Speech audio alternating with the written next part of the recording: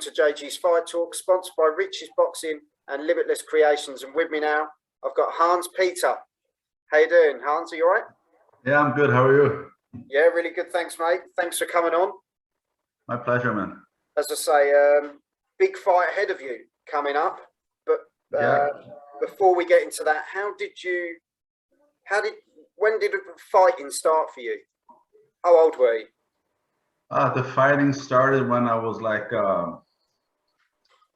with wrestling, a little bit karate, a little bit boxing when I was younger, around, I don't know, 14, 15 years old. And then when I was old enough to, when my parents let me go to Brazil, they let me. So I lived in Brazil, in Rio de Janeiro, from 18 to almost 2 years in Rio. At that time, the Brazilian Jiu-Jitsu community was a little bit like, had like a bad reputation of like playboys just fighting in nightclubs, fighting in the street. So my friends, they were like university, college, you know, like they backed off, more like rock and roll bars, you know.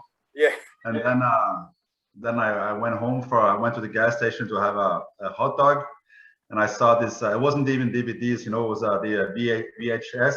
Yeah. I saw this Vale Tudo, Rickson Gracie, Royce Gracie. This was in 97. Yeah. So my friend, no, forget it, Hans. You know, just forget that shit. Man, I went to the counter guy, said, how much you want? I buy all of them.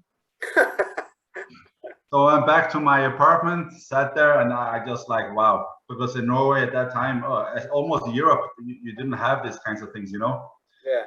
So the next day I find an academy. I went to Roberto Traven in Botafogo, and he was a world champion at that time. I came in as a real gringo, and I got my ass kicked so bad. I was like, shit, man, even the girls whipped my ass so bad. And I just stayed there for 1 year, training every day. And then it just went from there, you know, and then started doing like not MMA, but like, at that time it was Vale Tudo, like a luta libre without the gi. Yeah. And then I just continued. Then I went back to Norway, continued training, went to Oslo a little bit because there was no people training in Stavanger, in my town. And at that time, you know, you had Joachim Hand, you had some big names already in Norway, you know, the Einemo, you know, the guy who fought Roger, he fought in Pride. So they had big names already in Oslo. But then I would just start training jiu-jitsu, and then went back, opened my own academy pretty early. Just went from there, started competing, went back to Brazil, got my master, Felipe Mota. He came, I just showed him the city. When it took him to McDonald's, he saw a blonde girl. I'm not going back to Brazil. So from there, I got my Thai boxing coach. I got my wrestling coach. There was a boxing club there, and made a big academy. So for the last years, training, fighting, and competing a lot. And then, so then, you know, the age catches up, huh? And then, you know, there's a lot of training with MMA, jiu-jitsu, you know, and especially with the COVID, I got so bored. Yeah. And then a friend of mine, he's an old student of mine. Gekora Nylund. He has an academy in Haugesund. It's like an hour from here, from my town, Haugesund, Harjar MMA. So he was a student of mine when he was younger, like a small little brother, you know, very talented. You know, he probably could go to the UFC maybe next year or something if the circumstances will be different. So I talked to him, say, hey, Gekora, I want to fight. I really want to fight. I don't know what I want to fight in. Jiu-jitsu, done that. MMA, nah.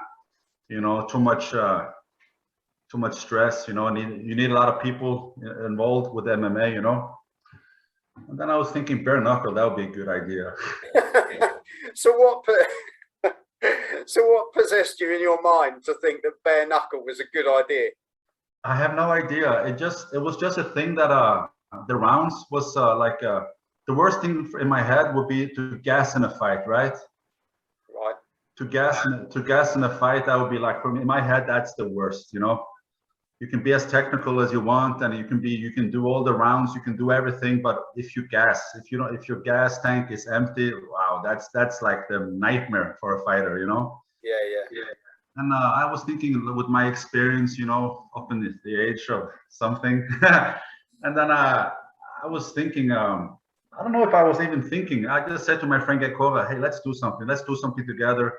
I'll help you with the promotion. You know, you're gonna go to the UFC. I really believed he could. You know, and then let's go. And the media jumped on it, made like this Ivan Drago Rocky shit training mode, and yeah, very cool video. And then just like 4 or 5 days after, he went back to Oslo because he lived there. He took a dive, like a military dive, you know, from a small harbor in Oslo in Centrum, and he broke his back. Oh, yeah. Yeah, so he got paralyzed from the chest down, and in that time there was a lot of media, and I was thinking, man, I'm gonna put my shit aside. I was like, I wasn't even thinking about it, and then the media asked me like, what do you think? And I was like, I don't know, man. I was worried that what would people think about me. Like now I'm gonna put my face in front of everything, you know, get COVID, he's paralyzed. So, but what this guy did, it was pretty smart because he showed me a video of interview with Gekova, that how much that I meant for him, you know, backing up, and that he would be very proud of me doing this. No pressure, huh?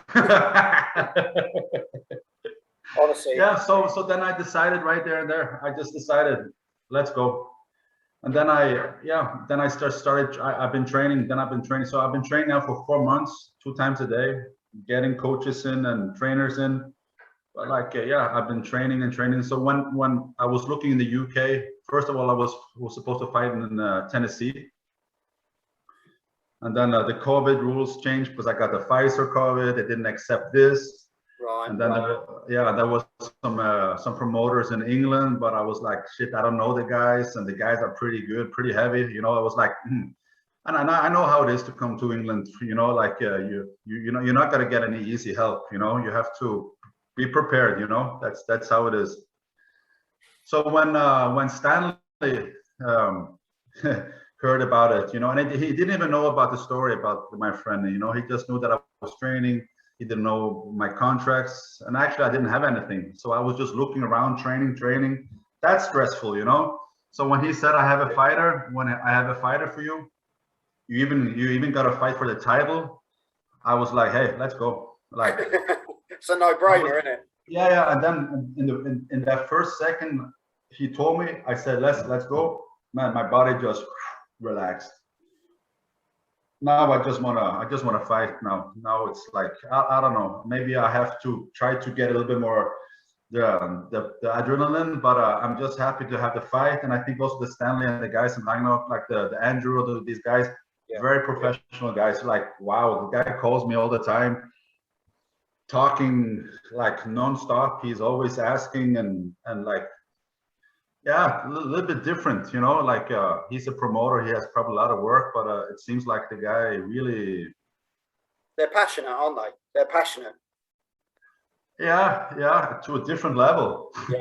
Yeah. And especially to do this in Norway with all the rules and all the, like, I don't even know how he does it, you know, I'm just happy he does, you know, it's just 3 hours to drive from my house, you know, and he got to show you guys from the UK couldn't come, and then he fixed it somehow. He got good fighters, you know. He works the contracts. He backs up what he says, you know. Like yeah. So everything's very solid.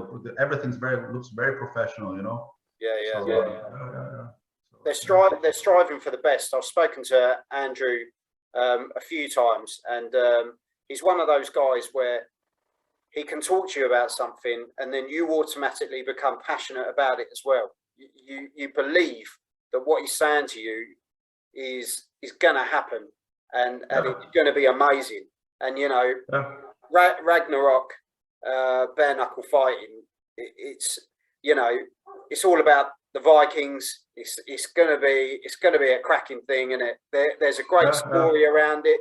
That they don't just want it to be bare knuckle fighting, do they want to build something special around it. And when is it you're fighting, Hans? It's the 21 of August. Yeah. So, and who's your opponent? It's a Swedish guy, Emil something. Yeah. I've got him coming on soon. Oh, nice. So what would your message be? to Emil? To him? Yeah. Let's have a good bang and just go have a good fight, because I'm not the kind of guy who has these emotions about, you know, of course I want to knock him out, of course. You know. I like that. There's no emotions. I just want to knock him out. Yeah, you know, because when you're talking about bare knuckles, you know, like if you can do that, the fight easier and get the shit done fast, and then without getting 3 rounds, you know, that's a pretty expensive cost to think you can like do, you know, have 100-kilo guys. You know, I've seen Emil, you know, he has power in his hands, no doubt about it. You know, so it could go either way.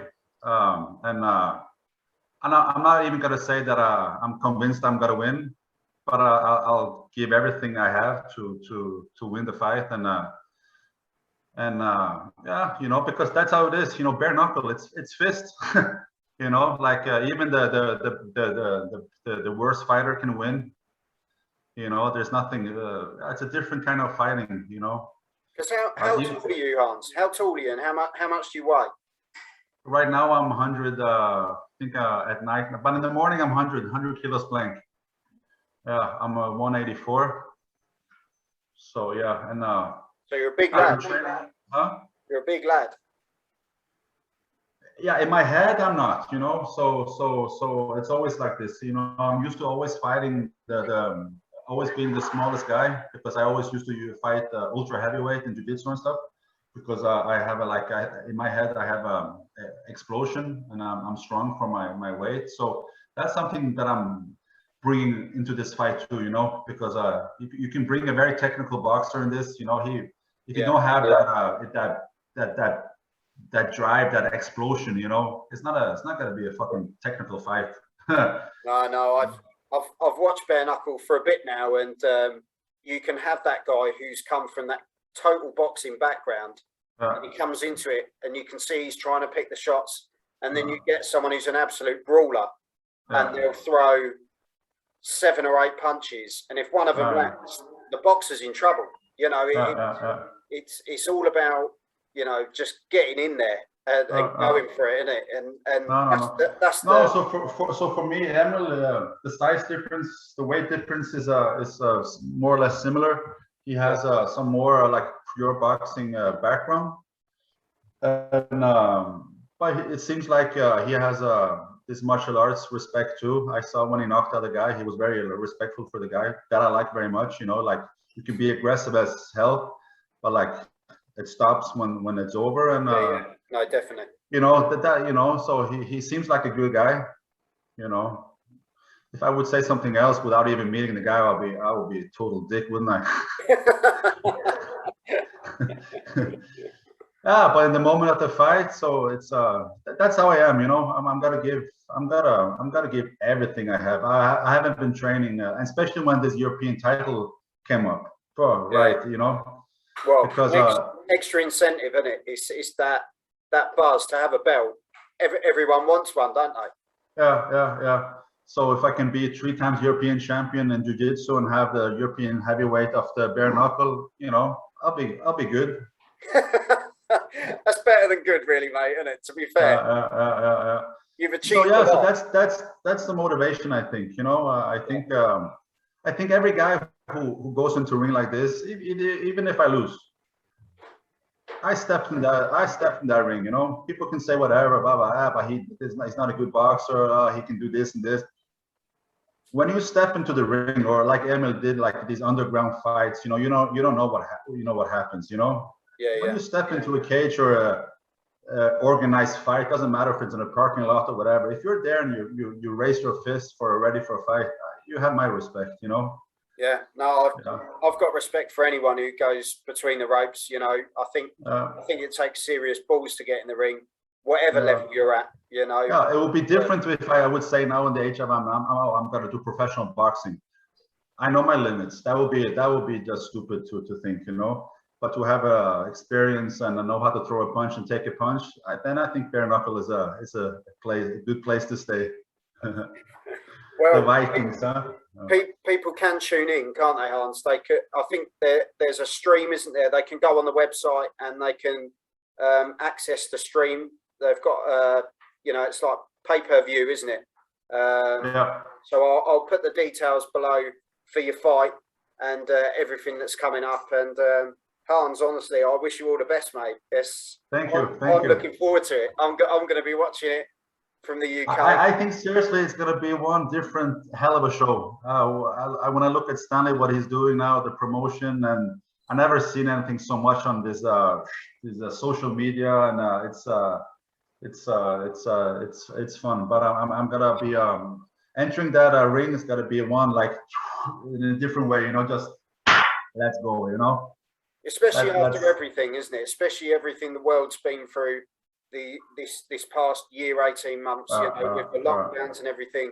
This is just going to be an unleash for you, isn't it? So, yeah. I've been bored as hell. I need to do something. I have to have some goals. So now I had four months, 100% goals, like I'm used to do when I was younger. Getting up in the morning, get structured with the food, strength and conditional, boxing training. It's good for the head, It made me actually. I'm doing something very crazy, but it actually makes me a better person. Yeah, well, it's something to head for, and it's something to focus on. And as you say, that European title on the line as well. Shit, can you imagine? I'm taking that belt. I'm gonna take that belt, and I'm gonna go back to the hotel, and I'm just gonna lay there and be very happy, and be thinking about these 4 months in training, thinking about my friend, and also the opportunities that comes with it, And I'm probably, if I get the belt, I'm not done. I'm not done then. Well, I'll definitely get you back on when you've got that belt, and we'll have a chat then. But stay in touch, Hans, and it's been lovely having you on, mate. And I wish you all the best. As I say, thank you very much. Ragnarok Bare Knuckle Fighting. If you type it into Google, it will flash up straight away, and you can buy the pay-per-view and see Hans in action, capturing his European title. So, Hans, thank you very much. Thank you very much. Ha det bra. Tusen tack. Take care, and I'll speak to you soon. Bye-bye. Bye.